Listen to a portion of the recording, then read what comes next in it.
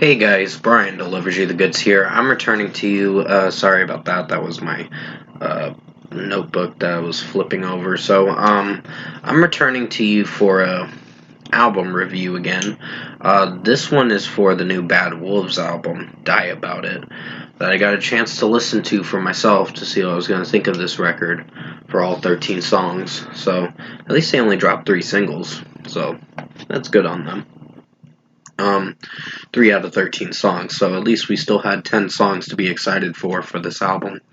But yeah, I'm going to discuss what I listened to for their 4th studio album, Die About It, and let you know my thoughts on this record overall. So let's dive into this album review now. It starts with the intro track, and off the bat, it's not a good intro track. It's just DL's vocals in there are a little cringy, and it's just the mixing and all that for how the intro track sounds, which is not really long of a song. It's like 1:03, and then it leads into the next song, which was a single. I think the first single, Bad Friend, and it just recites Bad Friend that Daniel is singing, and I just don't know if I like it. So 2.5 out of 5, unfortunately. I was a little disappointed with this. Bad Friend was actually not a bad track. It's good in its own way. I actually did enjoy some sections in the track that I really thought was pretty alright. Mostly the drum work and Daniel's vocals sound really good in this, so really digging this track a bit. So 4.5 out of 5. Die About It was my least favorite single, in my honest opinion.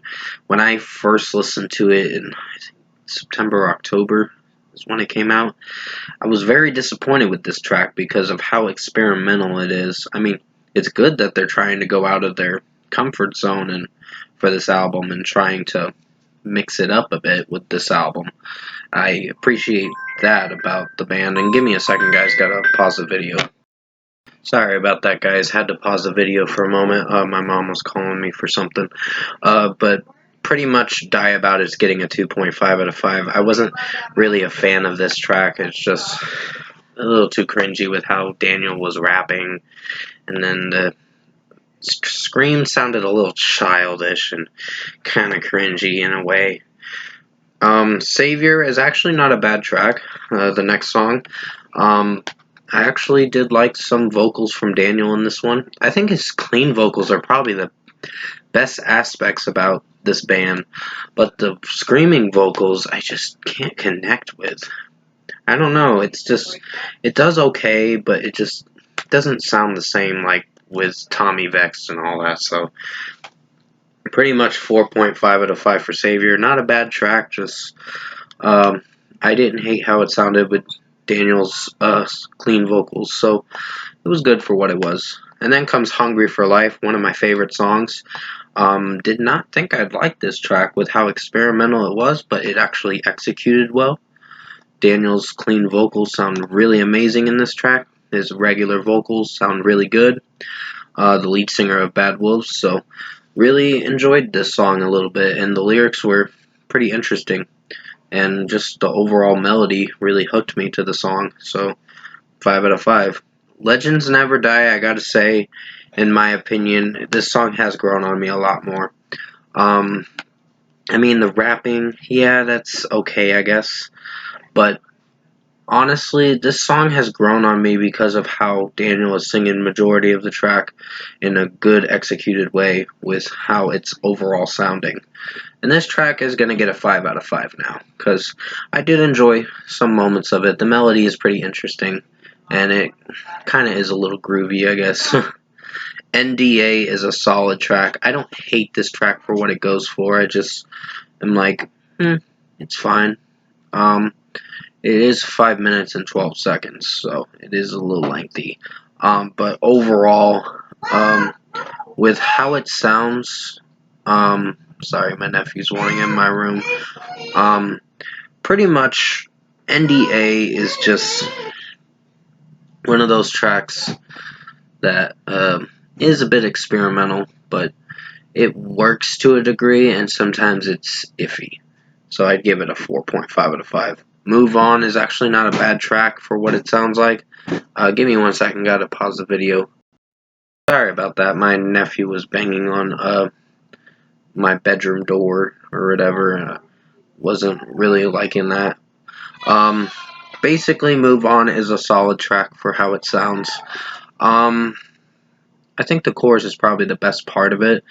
The verses are not bad, but the chorus is the best part, so I'd give this a 4.5 out of 5. Then comes Masquerade, and that's not a bad song either. Wasn't sure if I was liking the falsettos for the intro of the track with how it starts, because it just has its cringe moments, but it does pick up later on in the track to make it sound alright of a listen. So I'd give it a 4.5 out of 5. Daniel's vocals are not so bad in it. It's just the beginning is a little cringy, but like for the first 43 seconds until the chorus comes in, the chorus kind of does much better, and the remainder of the track does pretty alright. Say It Again is one of my favorites. Did not think I'd like this track for how it sounds. Overall, I think the chorus is really outstanding, and just with how the melody's sounding, I'm really digging this track. With the say it again kind of thing and all that. So I'm really hooked to this track for some odd reason. There's something that's really doing well that's connecting with me. Mostly the lyrics, mostly the melody, and just the overall sound of the track. So 5 out of 5. It's You, 2 Months featuring Killboy. Did not hate this track. Pretty good song. I'd give this a 5 out of 5 too. I really enjoyed it. Overall, it's just the featured artist Killboy. She actually did not sound so bad singing. I'm very new to that artist, to be honest, so I've never heard of her until this song, I guess. So even Daniel's vocals sounded really good singing. The melody, it's acceptable, I guess, for this track, but it sounds nice, so give it a 5 out of 5. Turn It Down is solid. It might sound a little generic and cheesy, but overall, it's not a terrible song. They make it work because of the instrumentation in the track, so I'd give it a 4.5 out of 5. And then comes the final track, Set You on Fire. Another moment where the cringy vocals for the falsetto vocals from Daniel sound cringy. It just doesn't really execute well, but the rest of the track sounds alright. The remainder of what's left of the track and how it's overall progressing. It does progress, it has a crappy start. But overall, I'd give it a 4.5 out of 5. So overall, production, mixing, and execution-wise, I think Bad Wolves Die About It was okay, I guess.